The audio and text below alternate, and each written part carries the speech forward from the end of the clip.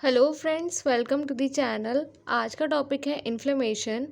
Inflammation ये general patho का topic है और ये बहुत इम्पॉर्टेंट टॉपिक है। ठीक है, तो वीडियो शुरू करने से पहले आपसे एक छोटी सी रिक्वेस्ट है जो कि हमारी हमेशा ही रहती है कि आप अगर हमारे चैनल पे नए हैं या फिर आपने अभी तक हमारा चैनल सब्सक्राइब नहीं किया तो प्लीज़ उसको सब्सक्राइब करें, जिससे हमारी वीडियो आप तक टाइम से पहुंचती रहे। ठीक है, जो भी हम अपलोड करेंगे तो आप पे नोटिफिकेशन आता रहे।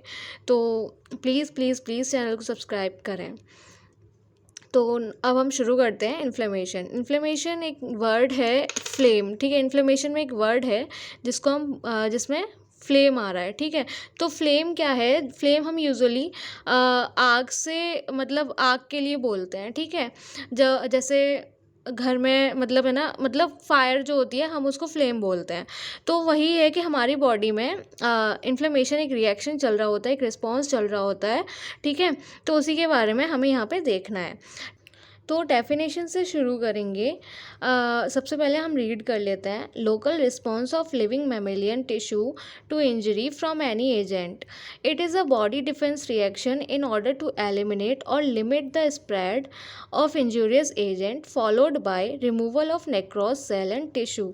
तो इसमें क्या है कि देखिए, इन्फ्लेमेशन एक प्रोसेस होता है, एक रिस्पॉन्स होता है। ठीक है, अगर हमारी बॉडी में या कहिए कि मैमल्स की बॉडी में, बॉडी टिश्यूज़ में कोई इंजरी हो जाती है किसी भी एजेंट की वजह से, चाहे उसका कॉज कोई भी रहा हो। ठीक है, तो हमारी बॉडी में अगर इंजरी हो जाती है तो हमारी बॉडी रिएक्ट कैसे करती है उस इंजरी के लिए। ठीक है, तो इसको बोलते हैं इन्फ्लेमेशन। तो क्या है कि है ना, अब कहीं चोट लग गई। ठीक है, कुछ भी एजेंट हो, कोई भी इटियोलॉजी हो और हमारी बॉडी को इंजरी हो गई, हमारी मतलब मैमेलियन टिश्यूज़ को, और जो कि लिविंग हो। ठीक है, मैमेलियन टिश्यू जो कि मैमल्स हो, मैमल्स के टिश्यू में कोई इंजरी हो जाती है किसी भी एजेंट की वजह से, तो हमारी बॉडी या वो टिश्यू कैसे रिस्पॉन्स करता है उस इंजरी के अगेंस्ट। ठीक है, उस एजेंट के अगेंस्ट, तो उस रिस्पॉन्स को हम बोलते हैं इन्फ्लेमेशन। ठीक है, तो आपको आई होप समझ में आ रहा होगा कि हो क्या रहा है। ठीक है, तो ये एक डिफेंस मैकेनिज़्म है, ये एक प्रोटेक्टिव मैकेनिज़्म है जिससे बॉडी कोशिश करती है कि है ना, जो इंजरी हुई है तो या तो उस इंजरी को वो एलिमिनेट कर दे या फिर उसको स्प्रेड होने से रोके। ठीक है, जो एजेंट है या तो उसको ख़त्म कर दे या फिर है ना उस इन्फेक्शन को या फिर जो उसकी वजह है उसको स्प्रेड होने से रोके, जिससे कि वो अपनी पूरी बॉडी में फैले ना। तो वो इस प्रोसेस वो एक प्रोटेक्टिव मैकेनिज़्म वो करती है, मतलब फॉलो करती है। ठीक है, तो डिफेंस मैकेनिज़्म है, डिफेंस रिएक्शन है ना। डिफेंस रिएक्शन का मतलब एक प्रोटेक्टिव मैकेनिज़्म है followed by removal of necrose cell and tissue. अब वो उसको सही कर रही है, मतलब एलिमिनेट कर रही है, तो अब वहाँ पे डेड सेल्स भी प्रेजेंट हो जाएंगे। ठीक है, तो डेड सेल को निकालने के बाद इस पूरे प्रोसेस को हम बोलेंगे इन्फ्लेमेशन। एक और बार देखते हैं कि देखिए, कहीं इंजरी हो गई। ठीक है, इंजरी होने के बाद वो किसी भी एजेंट की वजह से हुई हो, कोई भी इटियोलॉजिकल फैक्टर हो, जैसे कि चाहे बैक्टीरिया हो, चाहे कोई ट्रॉमा हो, चाहे एक्सीडेंट हो गया हो। ठीक है, उसकी वजह से इंजरी हुई है और वो कैसे टिश्यूज़ होने चाहिए? मैमल्स के टिश्यू होने चाहिए और लिविंग टिश्यूज़ होने चाहिए। ठीक है, और तो उसके अगेंस्ट, ठीक है, अब हमारी बॉडी इंजरी को ठीक करने की कोशिश करेगी, तो उस ठीक करने के प्रोसेस को हम बोलेंगे इन्फ्लेमेशन। और ये एक डिफेंस रिएक्शन है बॉडी का। ठीक है, प्रोटेक्टिव मैकेनिज़्म है बॉडी का, जिससे बॉडी क्या करती है, उसको जो एजेंट है या जो भी इटियोलॉजिकल या फैक्टर है या कॉज है, उसको एलिमिनेट करने की कोशिश करती है या फिर उसको स्प्रेड होने से रोकती है, जिससे कि और टिश्यूज़ या और बॉडी पार्ट्स अफेक्ट ना हो। ठीक है, और फिर क्या करती है, उसको रोक देगी। रोकने के बाद जो नेक्रोस सेल टिश्यूज़ हैं, ठीक है, उनको रिमूव करेगी। रिमूव करने के प्रोसेस तक हम उसको बोलेंगे इन्फ्लेमेशन। ठीक है, एक और डेफिनेशन है, dynamic response of vascularized tissue to injury. Inflammation is the dynamic response of vascularized tissue to injury. मतलब क्या है, रिस्पॉन्स है किसका? वेस्कुलराइज्ड टिश्यू इंजरी के अगेंस्ट, ठीक है। अब complex reaction in tissues following injury involving mainly blood vessel, leukocyte, plasma protein. तो इसमें क्या है कि कौन सी सेल्स इन्वॉल्व होती हैं, ब्लड वेसल्स, ल्यूकोसाइट और प्लाज्मा प्रोटीन, ठीक है। देखिए ये आम है, यहाँ पे इंजरी हो गई है, ठीक है, इंजरी हो गई है तो इसके आसपास जो टिश्यूज़ हैं, ये टिश्यूज़ होंगे इसके आसपास, जिनको हम वेस्कुलराइज टिश्यू बोलते हैं, क्योंकि इनमें ब्लड सप्लाई चालू है, इनमें ब्लड सप्लाई हो रही है, ठीक है। ये हेल्दी टिश्यूज़ हैं, कहने का मतलब ये है। यहाँ इंजरी हो गई है और इसके आसपास के टिश्यूज़ हैं, तो मतलब क्या है कि जो इंजरी के आसपास के जो टिश्यूज़ हैं उनका जो रिस्पॉन्स होगा, ठीक है, towards the site of the injury, तो उस रिस्पॉन्स को हम इन्फ्लेमेशन बोलेंगे। मतलब ये टिश्यूज़ इंजरी वाली जगह को कैसे हील करेंगे, उस मैकेनिज़्म को हम इन्फ्लेमेशन बोलेंगे। मतलब जैसे अब किसी के एक्सीडेंट हुआ, ठीक है, हम ना हेल्प बुलाएंगे, हम हेल्प बुलाते हैं, एम्बुलेंस बुलाएंगे या फिर है ना या फिर हम उसे मेडिकेशन करेंगे, कुछ भी करेंगे, ठीक है, तो हम हेल्प बुलाते हैं। तो बिल्कुल ऐसे ही जो इसके एडजेसेंट टिश्यूज़ हैं वो इसको हेल्प करने की कोशिश करेंगे, तो उसको हम इन्फ्लेमेशन बोलते हैं। आप मतलब समझ रहे होंगे कि मैं क्या कहना चाह रही हूँ, ठीक है। तो अब हम इसके 5 इन्फ्लेमेटरी रिएक्शंस देखते हैं। मतलब क्या है कि इन्फ्लेमेटरी रिएक्शन डेवलप कैसे हो रहा है वहाँ पे, वो कैसे मतलब अपना काम कर रहे हैं। तो देखिए इसमें 5R की हेल्प से हम इसको याद रख सकते हैं। First is recognition, second is recruitment, third is removal, regulation and fifth is repair.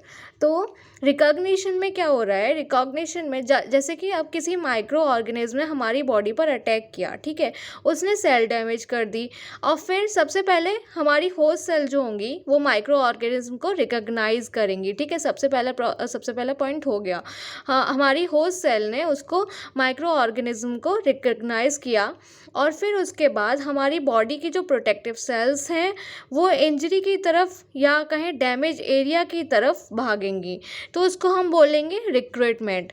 जो प्रोटेक्टिव सेल्स हैं वो साइट ऑफ इंजरी पे आएंगी, डैमेज एरिया पे आएंगी, ठीक है, और फिर माइक्रोब्स को डिस्ट्रॉय करेंगी, जिसको हम बोलेंगे रिमूवल। डिस्ट्रॉय करेंगी या फिर रिमूव करेंगी, वहाँ से उसकी मतलब जड़ को हटाएंगी, कि जो भी रूट ऑफ कॉज है वहाँ पे उसको डिस्ट्रॉय कर देंगी, ठीक है।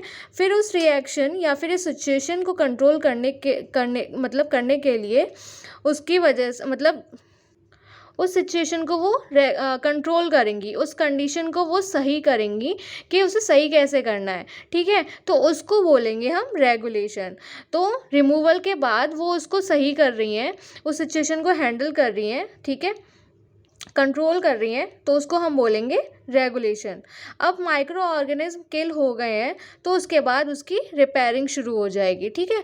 तो इस तरीके से ये 5R है, और ये पूरा इवेंट हमें शो कर रहे हैं कि यहाँ पे आगे जो हम पढ़ेंगे वो क्या क्या हम पढ़ेंगे, ठीक है, डिटेल में। तो ये उसका शॉर्ट है। तो अब इसके कार्डिनल साइंस पढ़ लेते हैं, कार्डिनल साइंस ऑफ इन्फ्लेमेशन। अगर ये 5 साइंस हमको दिखेंगे तो ही इन्फ्लेमेशन हम उसको बोलेंगे, ठीक है। तो र्यूबर होगा, र्यूबर मतलब रेडनेस, आर से हम इसको याद कर सकते हैं। ट्यूमर मतलब स्वेलिंग, मतलब वहाँ पे रेडनेस होगी, स्वेलिंग होगी, जलन होगी, दर्द होगा, तो ही वो इन्फ्लेमेशन होगा। और अगर कुछ ज़्यादा हुआ तो वहाँ पे उसके जो ऑर्गन है उसका फंक्शन लॉस हो जाएगा, अगर कुछ ज़्यादा हुआ तो ठीक है। तो उसमें इनके नाम मतलब रेडनेस को हम क्या बोलते हैं, र्यूबर, और स्वेलिंग को हम ट्यूमर बोलते हैं, कैलोर को हम हीट को हम कैलोर बोलते हैं, पेन को हम डोलोर बोलते हैं, ठीक है। फंक्शियो लाइसा या आप जो भी बोलें उसको हम बोलेंगे लॉस ऑफ फंक्शन। तो ये अगर 5 साइंस हमको दिखेंगे तो ही वो इन्फ्लेमेशन हम उसको बोलेंगे, ठीक है। अब हम इटियोलॉजी या इंजूरियस एजेंट देख लेते हैं, तो जिसकी वजह से मतलब जो हम वहाँ पे पढ़ रहे थे कि एजेंट के अगेंस्ट वो इन्फ्लेमेटरी सेल्स रिएक्ट करेंगी, ठीक है। तो यही वो एजेंट हैं, कुछ भी हो सकता है। इन्फेक्टिव एजेंट हो सकते हैं, मतलब bacteria, virus, fungi, parasite, toxin, कुछ भी हो सकता है, ठीक है। इम्यूनोलॉजिकल एजेंट, कोई भी डैमेज, मतलब cell mediated antigen antibody reaction, auto antibody का फॉर्मेशन, ठीक है। अगर ये हो रहा है तो भी हमारी बॉडी तो भी मतलब वो हमारी बॉडी को डैमेज करेगा और फिर हमारी बॉडी उसके लिए रिस्पॉन्स शो करेगी, ठीक है। Physical agent, heat, cold, radiation, mechanical trauma, ठीक है। तो ये सब जैसे हम जल गए हैं या फिर है ना किसी की वजह से भी हमारी बॉडी को इंजरी हो गई है, डैमेज हो गया है, तो वो भी इसी में आ जाएगा, ठीक है। Chemical agent, organic, inorganic poison और इनर्ट मटेरियल, फॉरेन बॉडीज़, मतलब ये या और कोई भी हो जो कि हमारी बॉडी को हार्म कर रहा हो, तो वो इंजूरियस एजेंट में आ जाएगा और उसके अगेंस्ट हमारी बॉडी शो करेगी इन्फ्लेमेटरी रिएक्शन या इन्फ्लेमेटरी रिस्पॉन्स, जिसको हम इन्फ्लेमेशन बोलते हैं। मतलब एक लाइन हमको याद रखनी है, inflammation is different from infection. मतलब क्या है कि है ना, इन्फ्लेमेशन अलग होता है इन्फेक्शन से, ठीक है। जैसे कि इन्फ्लेमेशन क्या होता है, इन्फ्लेमेशन प्रोटेक्टिव मैकेनिज्म होता है। अगर जैसे इन्फेक्शन हो गया, उसको ठीक करने के लिए इन्फ्लेमेशन हो रहा है, ठीक है। इन्फ्लेमेशन को हम इन्फेक्शन नहीं बोल सकते हैं। तो इन्फ्लेमेशन होता क्या है, प्रोटेक्टिव मैकेनिज्म या फिर response by body to variety of agent infection कराते हैं, इन्फ्लेमेशन नहीं कराते, ठीक है। तो एजेंट से बचने के लिए प्रोटेक्टिव मैकेनिज्म कौन सा होता है, इन्फ्लेमेशन। अब इन्फेक्शन क्या होता है, invasion into the body by harmful microbes, मतलब बॉडी में हार्मफुल माइक्रोब्स एंटर कर जाते हैं और फिर वो अपने टॉक्सिन से हमारी बॉडी पर अफेक्ट करते हैं, ठीक है। तो उसको हम बोलेंगे इन्फेक्शन। और इसी अफेक्ट को, मतलब ये जो इल इफेक्ट हो रहे हैं, तो उसको सही करने के लिए इन्फ्लेमेशन होगा। तो ये दोनों डिफरेंट थिंग है। Type of inflammation, acute inflammation होगा, क्रॉनिक इन्फ्लेमेशन होगा। क्रॉनिक ऑलरेडी अपलोडेड है, अक्यूट हम नेक्स्ट वीडियो में अपलोड कर देंगे, ठीक है। इसमें केवल हम इंट्रोडक्शन, मतलब डेफिनेशन और कि हो क्या रहा है उसमें, तो हम इसमें बस यही पढ़ेंगे। तो अब इन्फ्लेमेशन में क्या क्या इवेंट्स हो रहे हैं, तो हम इसमें वो देखेंगे। देखिए, इंजरी हुई या फिर कोई स्टिमुलस आया, ठीक है, तो क्या होगा कि जो सेल्स होंगी, इन्फ्लेमेटरी सेल्स जो होंगी या फिर प्लाज्मा सेल्स जो होंगी, वो केमिकल मीडिएटर्स रिलीज़ करेंगी, ठीक है। तो वो केमिकल मीडिएटर्स रिलीज़ करेंगी, जिससे कि क्या होगा कि ब्लड वेसल्स और इन्फ्लेमेटरी सेल्स में चेंजेस आएंगे और फिर उससे होगा इन्फ्लेमेशन, ठीक है। तो ये नॉर्मल प्रोसेस हो रहा है, मतलब ये बेसिकली हो रहा है इन्फ्लेमेशन में। अगर इंजरी होगी तो केमिकल मीडिएटर्स रिलीज़ होंगे ही होंगे, ठीक है। और वो कौन रिलीज़ करेंगे, इन्फ्लेमेटरी सेल्स एंड प्लाज्मा। और फिर क्या होगा, ब्लड वेसल्स में चेंजेस आएंगे। कौन से चेंजेस, वेस्कुलर चेंजेस और सेल्यूलर चेंजेस, ठीक है। और फिर उससे इन्फ्लेमेशन होगा। तो यही जो डिटेल वीडियो है वो हम आगे पढ़ेंगे, जैसे कि एक्यूट इन्फ्लेमेशन और क्रॉनिक इन्फ्लेमेशन के क्या क्या चेंजेस आ रहे हैं। देखिए, केमिकल मीडिएटर्स हमें पढ़ने ही पढ़ने हैं, लॉन्ग क्वेश्चंस में आते हैं, ठीक है। और क्रॉनिक इन्फ्लेमेशन भी लॉन्ग क्वेश्चन में आता है, और इसके जो चेंजेस होते हैं एक्यूट इन्फ्लेमेशन में, वो भी आते ही आते हैं, ठीक है। तो ये हमें डिटेल में ही पढ़ने पड़ेंगे। देखिए, अब इधर क्या हो रहा है, ठीक है। जैसे अब हमारी बॉडी, मतलब ये क्या हुआ, इंजरी हो गई। देखिए, यहाँ पे इंजरी हो गई। इंजरी होने के बाद ये यहाँ पे टिश्यूज़ जो हैं वो डैमेज हो गए। अब डैमेज टिश्यू क्या कराएंगे कि वो हिस्टामिन रिलीज़ करेंगे। जो टिश्यूज़ हैं, टिश्यूज़ क्या करेंगे, मतलब हेल्प के लिए बुलाएंगे। तो हेल्प के लिए क्या है, हिस्टामिन रिलीज़ कर रहे हैं वो। हिस्टामिन जब रिलीज़ होगा तो उससे क्या होगा, मतलब हिस्टामिन क्या है, केमिकल मीडिएटर है। तो उससे क्या होगा कि ब्लड फ्लो इंक्रीज़ होगा उस टिश्यू को, मतलब क्या है कि उस टिश्यू को ब्लड पहुँचे, वो कोशिश करेगा। और फिर क्या होगा कि वो फैगोसाइट्स को बुलाएगा, ठीक है। जो हिस्टामिन है वो कैपिलरीज़ में जाके फैगोसाइट्स को बुलाएगा, और वो फैगोसाइट्स आएंगी, ठीक है। फैगोसाइट्स आएंगी कैपिलरीज से, और वो साइट ऑफ इंजरी पे पहुंच जाएंगी। और यहाँ पे वो क्या करेंगी, फैगोसाइटोसिस करेंगी, और मतलब जो भी एजेंट होगा वहाँ पे उसको किल करेंगी, बैक्टीरिया को किल करेंगी, ठीक है। अब क्या हुआ, क्या है ना, ये फैगोसाइट्स आई तो वो किसी वजह, मतलब वॉल को रप्चर करके ही तो आई हैं, कैपिलरी वॉल को रप्चर करके ही तो आई हैं, ठीक है। तो अब उस कैपिलरी वॉल को रप्चर करने के लिए यहाँ पे प्लेटलेट्स आएंगी, ठीक है, प्लेटलेट्स आएंगी तो वो उसको हील करेंगी, ठीक है। तो यहाँ पे क्या होगा, प्लेटलेट का एडिशन होगा। तो ये जो प्रोसेस है पूरा, ठीक है, ये प्रोसेस जो है उसको इन्फ्लेमेशन बोला जाएगा। इन सारे इवेंट्स को हम एक्यूट इन्फ्लेमेशन में देखेंगे। ये जस्ट एक ओवरव्यू है, मैंने इस पहले पार्ट में यही समझाने की कोशिश की है कि क्या हो रहा है इसमें ओवरऑल, ताकि आपको नेक्स्ट वीडियो में समझ में आ जाए, ठीक है। क्योंकि है ना, जब तक मेन चीज़ बेसिक नहीं समझेंगे तो वो आगे नहीं समझ में आएगा, ठीक है।